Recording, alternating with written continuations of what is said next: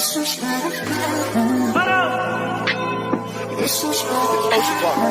for the girls getting money. This is for the girls who don't need no man. This is for the girls in love with themselves. This is for all the girls that done did it by themselves. This is for all the girls that's INTEPENDNT. This is for all the girls that be little stress free. This is for all the girls on a mission like me. This for the girls.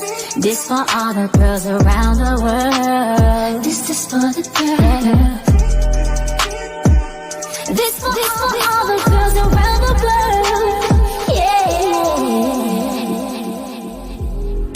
All I need is good energy. I don't need no negativity around me. High frequency. I'm talking high G-O-D. Yeah. Good energy. I don't need no negativity around me. High frequency. I'm talking high G-O-D.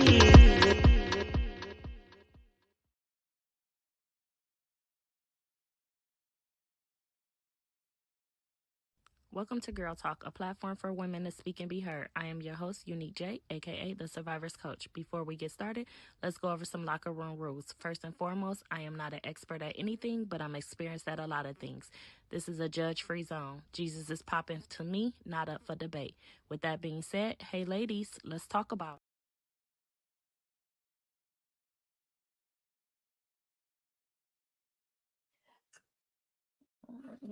Hey, we are here with Miss Kelly Hughes, the owner of Little Ladders Educational Center.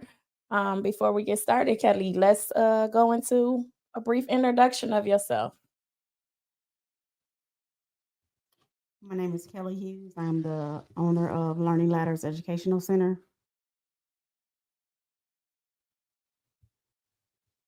Okay, what started you into doing daycare as a business? I kind of did it on a humbug. I was working at Toledo Hospital for over 16 years, and I kind of got bored with it. And I just stepped out on faith and started watching one child, and I went from 1 to 6 to 12 to 60. So that's what I am currently doing now. How long have you been in business? For almost 24 years. Okay. And who is Kelly? Is Kelly a mom, a wife? Kelly is a mom, a wife, a grandmother. I am a wife of almost 24 years. I have 2 grandchildren, Norman and Giovanni. I have 3 children, Kaylin, Galen, and Tyson. All right. So, the show is called Still Standing. So, you've lost your father, then in 2016 a brother, in 2017 a half brother, 2019 a brother, 2020 your mom passed, and then the day after your sister was murdered. That's a lot for one person to take in. So, as we know, grief isn't a one size fits experience. Everyone experiences grief differently, so there's no blueprint with grief. So, how has losing them impacted your life? Losing them has been it has greatly impacted my life. It's hard for some days it's hard for me to function. I have I just try to keep going. Some days I don't know whether I'm coming or going. I try to keep busy because a lot of times I find myself almost kind of going into depression. So it's just hard on the daily, really. So it's I know with losing my mom at 23, a lot of people really don't understand what that feel like until they're experienced that. And even though like losing her at 23 and she had prepared me at the age of 12 to start in that still was kind of hard for me. And even now, 23 years later, it's still like you said, like some days I don't know. I don't know how I'm doing it. I don't know how I'm like special occasions. Like your wedding day supposed to be one of the happiest days for you. And my wedding day in the beginning for me starting, it wasn't. Mhm. I literally was upstairs at your house, upstairs at your house, bawling because I didn't have my mom there. Although I had, y'all Right. mass But it's not the support, same. but it's not the It's not same. the And some same. people don't understand that until they experience that. And it's hard to describe what you're feeling until until you experience it, you ain't gonna know it how you feel. It's undescribable. And I actually thought I kind of prepared myself for my mom's death until it actually happened. I mean, because I was there from, the start of her sickness, all the way to the end, but um there's no preparation for it at all. No. Still to this day it's just like it's just something that no matter who you are, nobody can feel it. No. And I mean, I consider myself very strong, but sometimes I need my mother, Yeah. and it's just she's just irreplaceable, and I can't Nobody describe it. nobody It's can just give you what she gave me. what she She gave was my you. go-to girl. Yeah. I mean, we argue like cats and dogs, but Yeah. But she's just nobody can give you that, like you said, it's that no void. Nobody can fill that void for you. at all. And not no husband, not no No, nut. It's like nope. they can't. So with the death, we know that losing somebody in general is impactful. But do you feel like one death impacts you more than the other? Um, I can honestly say that Like, do losing a parent you is grieve losing a one parent more is than the hard. other? Losing a parent is very hard, but losing all of my siblings was very hard. Um, my siblings, we were very, growing up. I mean, younger to growing up. We were always close knit. Um, even though they did what they did. I mean, I was the baby girl, but I was almost like the big The big sister. sister. Um, but sometimes it's just, I mean, I've I'm basically lost all of them. Yeah. And I the pain is just it's undescribable. Um, I I tell people all the time I feel like a orphan An orphan. because I look at people that still have their brothers, their sisters, and it's just like I felt like that for a long it's time. very And I have my siblings. it's just I don't know. It's I don't even know what to say. I don't even know how to So for me, um, even though my god brother was my god brother, I seem to grieve and mourn him more. Um, it's like harder because he was murdered and taken away from us. So that kind of like sits with me more than like I knew my mom was passing. I knew that was coming. But to get a phone call that someone else took my god brother's life, I can't like that. I grieve that more. and I can totally relate to that because um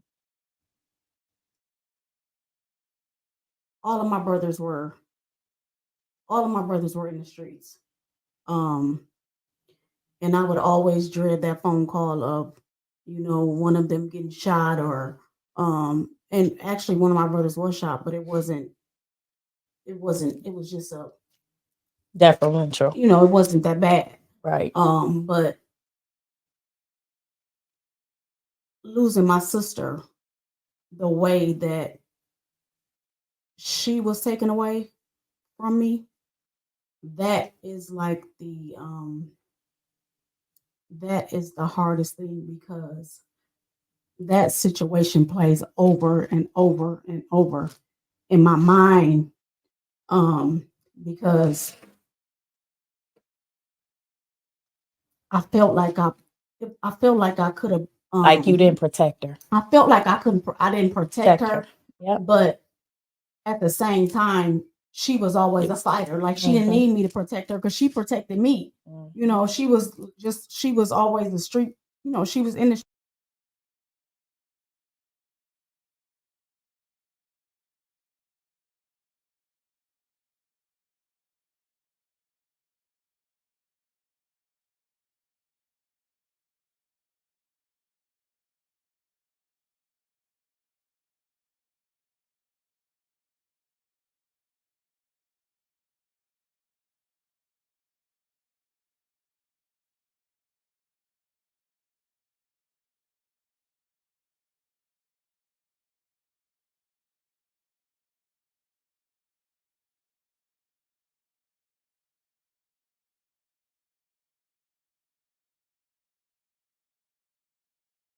and just the details of how it happened to her, that plays over and over in my mind. I mean, no matter how many times I try to forget it, I just cannot forget it. I think about it every single day.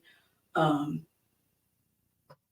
so that weighs heavy on my heart. I mean, I truly miss my brothers. I do a lot, but It's the fact of her being taken away. yeah, the way that somebody took her life, and basically like she was helpless. Like it was nothing that she could do. There was nothing that I could do. Um, and I mean, I just thought it was another incident of hers just getting in the fight. You know, I'm thinking, okay, she gonna be all right. You know, but that was one of them cases that I mean, it just wasn't that. And I struggle with that on the daily. I do. I struggle, and I mean, I try as much as I try to hide it. It just crushes my soul. So just a pain in my stomach that I mean I can't get rid of. Yeah. I was okay until they aired my brother's murder on TV on a show, and to see the interrogation video of the person that took him from us, and the arrogance and all of that, it took me in a downward spiral. Like all them emotions came back up, that being mad, that angry, that all of that, because I never went to court because I was like, I don't want to go to court. I don't want to see that. I don't want to see him. Even with me going to court, I mean, I mean, then COVID was going on, and we had the like the video, like the video court. So they did give me opportunity to say something. I couldn't do it, but it was the uh like the reading of the what do you call it, the report that they show you, like to the prosecutor or the detective, or what, just the report. Oh, the report, like the that was just like that. I mean, because it's just so detailed. detail. It's just so I mean, and some of that stuff that was mentioned in that report, it was just like um she said that too. She was saying jokingly a couple times, like, sis, if you ever find me in the freezer or something, he did it to me. But not ever Nobody, thinking that it would right, be serious. right. We would just, think it was a whole joke. But I mean, it's a lot to handle. It's very I think about it all the time because it just keeps replaying in my mind. Yeah, I suffer with feeling that I should have went out that night. I should have been in the club that night so I could be there, so I can, I don't know, so I can protect them. And I know they say, you're supposed to pray and don't question God and that, but in that I still have that. It's called survivor's guilt. And I still have that, like, survivor's guilt. I mean, and it's just it's always like you have so many questions. I have so many Mm-hmm. unanswered questions because everything I see, even with my my brothers. I mean, we've witnessed that. Um, we've been around it our entire lives, so it was very hard for me to accept the situations with my brothers because I mean I felt like they knew better, Mm-hmm. but I mean, I mean, I it's can just totally understand also. yeah, it's just Yeah. Like, so out of this though, where do you get your strength from? Like, what motivates you to keep going? I have to, like I said, every day I get up is a struggle. Nobody sees it. I try to Mask it. every day. And I tell people all the time that a lot of times I have that going on, but nobody ever know, Mm-hmm. nobody ever, because I feel like sometimes I feel like it's a burden on other people. Like I don't want to keep telling this story. I don't want to keep being sad. I don't want to, it's just, I feel guilty when I try to put that on somebody else. So to this, to this day, today, if I didn't have my child care center, my babies keep me going. I mean, every single day. I mean, people ask me all the time, why do you go to work? This is what I need. This is my therapy. I have to go to the gym. I'm very grateful for that because I mean, I do care about losing weight. I care about being healthy. I care about being fit, but that's my me time and I need it. Mm-hmm. Um, if I don't do it, I just feel like I start to get lost. Um, so I have to do that every day because it's like my medicine, Mm-hmm. you know.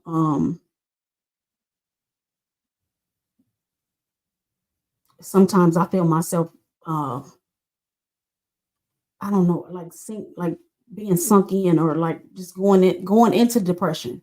I don't feel like I've been depressed, but sometimes I have to catch myself because I it's easy for me to go there, Yeah. so um I just try to keep myself busy. It's just I like to travel, I like to shop. But the most important thing is my child care center, my husband tries to keep me busy. Um, spend time with my grandkids, my kids, but I have to actively be busy at my daycare and at the gym for me Mine was to more keep going. so because I was a single mother for so long. Hmm. I had to be that strength for everybody. And that's part of it So I didn't because you've always have been that. I've always been that strength and I'm always the one that everybody come to. So I didn't have I really didn't grieve. My sister was 9 years old, so I Hmm. really didn't grieve. Then when it happened to my brother, my godmom went into a whole effect. Hmm. So I had to be strong for her. And I had to be strong for everybody else. So I really didn't have time To grieve. to breathe. I Hmm. had to keep going, keep going, keep going, keep going. And what I found out is the more and more I kept going, the more and more I kept going, the more and more I started dying in the inside. For sure. So I had to go to therapy. That's my way to relief. And that's on my And I think I do need to go to the gym because when I walk, that does help me. it's a release for me. At the end of the day, it's a release for me. I have not been to therapy. Um, I don't. I mean, I feel like I'm ready, but I don't know if I'm ready. And I don't even know what the session or I don't even know what therapy actually The same thing we doing right now. consists of. It's the But I don't. The thing same. about it is, I don't. I mean, I didn't even think I was ready for this, But I Yeah, don't know how many times I can talk about it. right. Um, and I try not to hold on to it. I mean, a lot of times I talk to myself about. I mean, I just Uh-huh. think out loud about it. Like I said, I have so many questions, but um, and I try to be strong because I was always the strong one, The go to. And I don't. I feel bad when I disappoint my family. Feel like I need to be strong for them. Because I've always held it down. I mean, I've always held it down for my siblings. Even with my mom, I've always held it down for her, even though she was my mom. You know, um, it's just, it's, it's just. I mean, it's a part of it, and I'm still walking.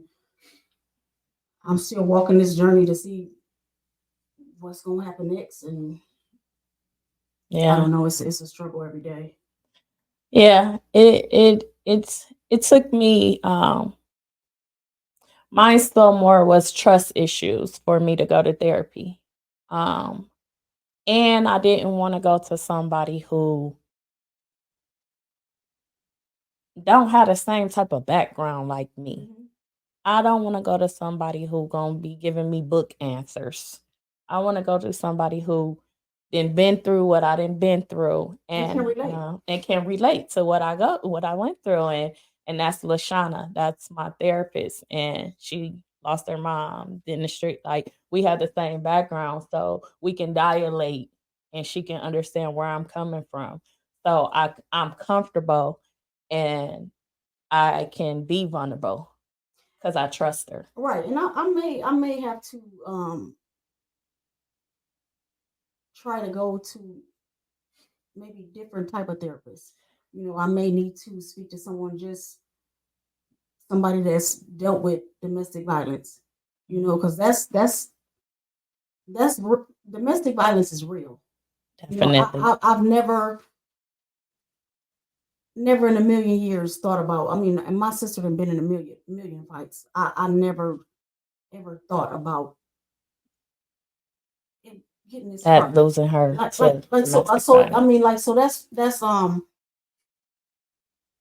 something that like I said, that's something that I struggle with. So I may have to speak to somebody that deal with domestic Mhm. violence. So that might be, and then my brother's deaths, I might have to go to When my mom died, me and my sister and we went to a grievance counselor at first when my mom died, see, look at you. See, you had somebody to go with. just because I didn't know what she needed at Mhm. the age of being For 9, sure. and me making a decision to pull the plug, and she didn't want to be in the room with that, and I didn't know what I needed to do for her because now she my responsibility. Although she was with my grandmother and lived with my grandmother, I felt like because that's my sister, that's my responsibility. Right. So I had to do what I needed to do for her sake. But she didn't. My sister had no. She never wanted to go. She never wanted to go to therapy when she was little. I mean, we did have her see the counselor at school, but she never wanted to go to therapy. Yeah, I get that question all the time. I mean, why haven't I been to therapy? When are you going to therapy? And it's when you feel like you're ready. Cause I started journaling. I had journals. I got journals. That was my release. I still journal. That was my release. I journaled. Then it was like I started my spiritual walk. I went back, started it again, went back, started again. Now that the spiritual walk that I'm on now is personal because I understand it and I know more that now I knew that I can't just pray these feelings away. I need some professional help with some tools to help me because I went to a counselor and she was like, "Well, it's been 18 almost 20 some years. You're saying that is your mom all you shouldn't be grieving like that." And that's why, Like, hold on, wait a minute. You can't me. tell me how long I can grieve my mom. Don't judge me. I don't want to be. That's. So I was like, yeah, I can't go to nobody who ain't experienced what I experienced. Cause this ain't it like you said, it's a void. It's a void that can't be filled. It can't be filled, and nobody understands it unless they experienced it. For sure. Like I can just like I can relate to sometimes I'm sitting at work earlier today, I'm just sitting there at work and all of a sudden I'm scrolling and just this song and I'm boohoo crying. Oh, it's the littlest thing. I'm boohoo crying. I remember a commercial with a dog running and I'm bawling. Like, why am I crying? But I knew too then I never really took the whole grieving process. I just jumped back into being what everybody else needed me to be. I have yet to do that. I know I haven't grieved. I mean, you just keep being busy. I just keep going. You just keep going and keep being busy. Like, and two, who even knows how to really grieve? Who knows how to do that? Like, who knows how to do that? Because I don't know how to do that. I have a moment. I have my moment, and then I keep going. Cause that's what give me. I mean, my kids is what forever was giving me the strength. For sure. And now it's like I like you. I don't want to let my family down, so I keep that cape on. Mm-hmm. I keep that cape on, and then I go in my room and I close the door and I turn the TV up and I'm bawling.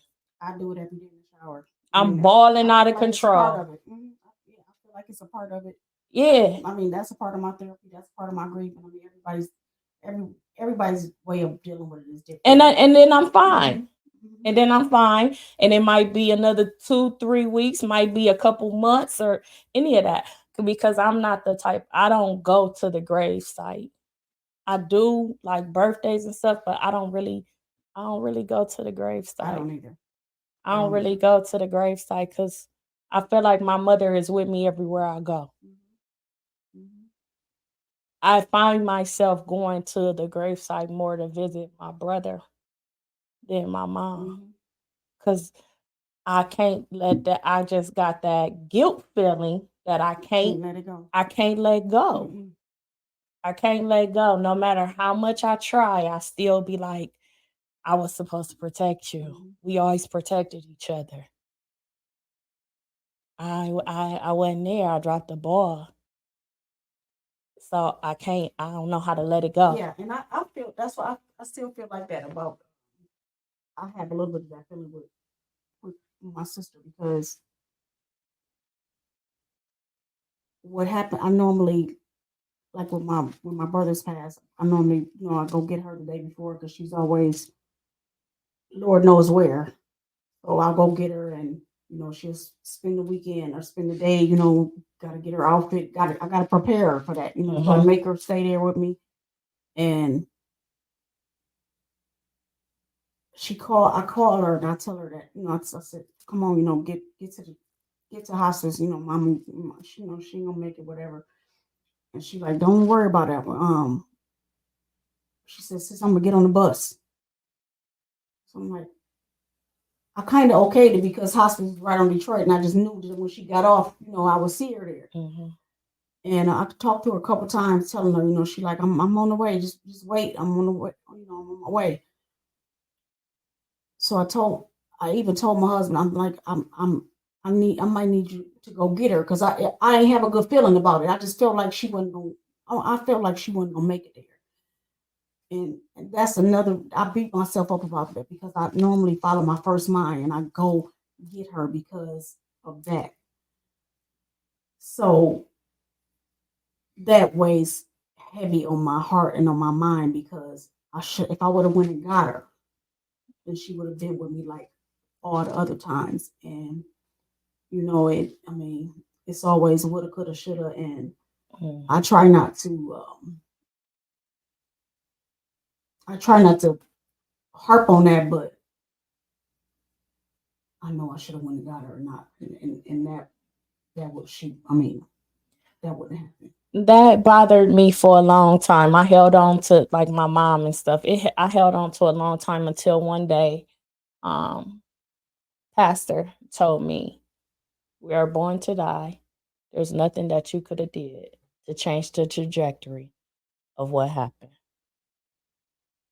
And I was like, "It makes sense, and I get what you're saying, but it don't stop this feeling. For sure. And I was about to say, I mean, It, it makes sense. And it makes sense. That's true. I get it. But it's true. But it still don't take that feeling away. It still don't take that feeling away. I'm like, I totally get it. And I held on to that guilt a lot for my mom also because I made the decision to pull the plug. I was like, what if I didn't pull the plug? She would still be here. What if I didn't move out? I could have took care of her where she didn't have to go into the nursing home. All that been played in my head before, but I came to not so much grips with it, but I was just like, okay, it was nothing I could do to change that. And I can get that with her, but I still can't put that with my brother. Like I get it with her, I get it. But with my brother, it's still hard for me to let it go. And I don't know if because it's fresh still, but I can't. I don't know. It's almost like you I won't say closure, but with my mom, she was in a nursing home. And it was during the COVID time, and she couldn't I couldn't visit her, so her and I would just do FaceTime, and that was really it. So, I said I couldn't take it no more. So my husband was like, well, let's bring her home. So we brought her home. So I felt like and it was for a very short amount of time too. It was for a very short amount of time. So I felt like I won't say a little bit of closure, but I got to um spend a little bit of time with her. Even when she went to hospice, I still got to spend time with her. But um with my brothers, it was just like, and it was just like I didn't get no close. Like it just happened all of a sudden. I never in a million years would I thought that I would get any of those phone calls, and it was just like back to back, back to back. I was like, how is this happening to me? Like, and I never thought it was real. I never thought it was real. Like it's just like I still can replay all of those stories in my mind. Even when even my mom and my sister, I play that picture of in the bathroom when my husband gets the phone call and he's, we're getting ready to go to the funeral home to get my mom ready. And everybody's phones is, and it's kind of irritating because everybody's phones is ringing and like, why is everybody calling? And it was just something about that feeling that it was just like, what is everybody saying? And it was just like, it was something was a secret. And, it was just like, I don't know. It just, but I felt like I got a little bit of closure um with my mom. I felt like we connected, and we spent some time together. Even with her getting out of the nursing home, I felt like we had a little bit of time, but I felt like I ain't getting no time with my brothers and sisters and that. I think that's what it is because even with me, um, my mom being in a nursing home, even with me making a decision, I still was able to go into the hospital room with her, held her in my lap, got in the bed with her and had my time with her to talk with her, and all of that. And I get what you're saying. I got the phone call and I'm like, what? Like I just seen him. Like, what do you mean? I didn't even get to how is this? How is this? That's why I feel like that and the loss of my goddaughter, getting that phone call and getting to the hospital and the doctor come out and say, I'm sorry, she gone. And I'm like, what you mean? I just talked to her on the phone a couple hours ago. Like, what do you mean? I don't even really I try to block hers out. It's hard though. it's hard, but I try to block it out because if I think about it, it like just to hear her voice and stuff, it hurts so much that I'm like, I don't want to go there. So I bottle them feelings up Mm-hmm. because I'm like, I don't, I can't wrap my mind around it still. She was too young at one time. In my head, it's like at one time. She ain't lived yet. For sure. She left 2 babies at one time Mm-hmm. yet. So I can't deal with that yet. So her and my brother, they kind of like those 2 deaths I struggle with. I struggle with a lot. I struggle with those 2 a lot.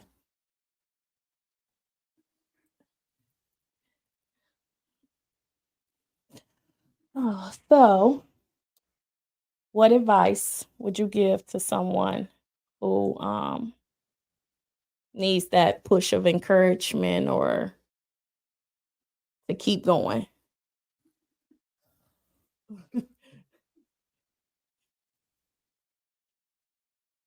Um, those would probably be my words. I mean, keep going. You gotta stay. You gotta stay prayerful. Um,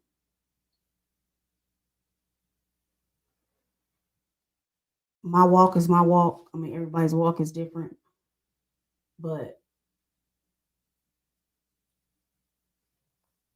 I just, I don't know. I just keep going because if I don't, I mean, if you don't, then I feel like it'll be a different story. I know it'll be a different story for me. Not really sure where I would end up. Um, I try to stay connected with people. A lot of times, whenever I think about not keeping going, and I get it all the time. A lot of people look to me for strength, Mhm. so that stays heavy on my mind. Um, because like we discussed, I've never been. I don't like to disappoint people. And I gotta get better with that because You I can't keep sometimes pouring from I an can't empty cup. for sure. Um, so I just say stay prayerful and try to stay connected and try to work on you. Um, try therapy. I haven't tried therapy yet. I don't know when I will. I mean, it may work for some, but and it may work for me, but I'm just not ready for it yet. You definitely have to be ready for it. Um, my what keeps me going and keeps me pushing is my spiritual journey that keeps me going. And my kids, my grandkids. Like I do agree, keeping positive people around Mhm, me. mhm. But I learned that I can't pour from an empty cup. So I have to have that balance where somebody is pouring back into me Mhm, because mhm. I can't keep pouring and pouring and pouring and I don't have that pour back into me. So I now pay attention to who I'm connected to That's for sure, and that's important. because some people can be draining. For sure. And like you, I don't want to put my burdens on people. So I tend to like, I just deal with it myself. Hmm. But I'm learning to be vulnerable to people that I know I can trust and be vulnerable with. And although my husband don't understand it, I can be vulnerable just so I can release it. Right. But I do a lot of releasing in my journal. And I think I do a lot of releasing with my kids too. Because my Erica Hmm. Erica was 3, so she know a She's lot. older She than that. remember a lot about my mom, Mhm. so she can relate with me. And I could say that too. Like my kids were very close with all of my siblings. I mean my mom. Um, so a lot of time we lean on each other, Yeah. you know, because they were really impacted by it. Um, so that's a part of it too. Um, it's just hard. It's just really hard. I mean, even things just are not the same anymore for me. As much as I try to make them the same, Mm-hmm. it's just not the same. I don't care who you do it with, where you do it at, how you do it. Right. And like holidays and birthdays. Yeah. I was always big on celebrating. I would have family gatherings. We would have family gatherings at our house all the time. I don't do any of that anymore. I was always the go-to girl. And it's just like I don't really look forward to any of that no more. And what's crazy is my brother Jamie. He